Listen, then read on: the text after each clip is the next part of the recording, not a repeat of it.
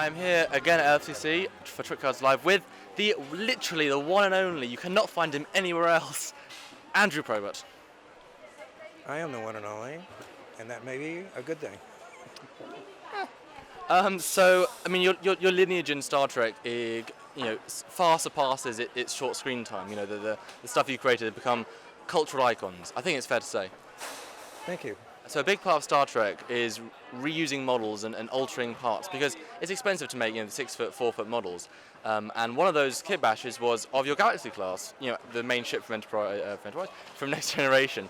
It's a bit of a different ship, but it kind of looks very similar, and it is the Nebula Class. Okay. So what do you think of the Nebula Class? Well, initially, it's a kind of an exciting concept. Unfortunately, there's some of the design things that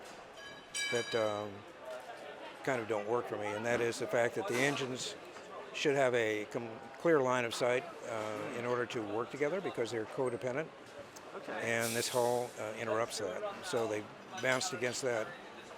Other than that, I mean, if those engines were lower, I'd be a happy camper because this is a very exciting look. It makes absolute sense visually and technologically to maintain this kind of continuity. I mean, if you look at Navy ships, they're very similar in many ways.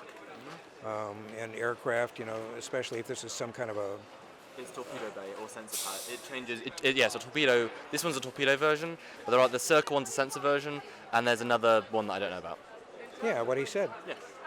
So conceptually, it makes sense to reuse parts like this in order to create a fleet that has a cohesiveness. But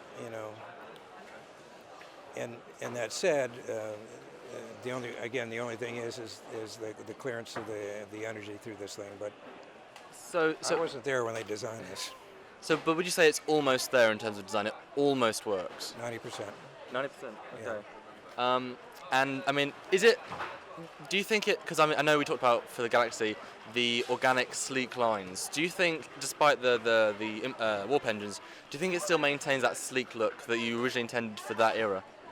I do. I do. The support holding this up is a little boxy, but that's nitpicking, which I've never done until now. Yeah. But generally, yeah, it works fine. These pylons are very nice.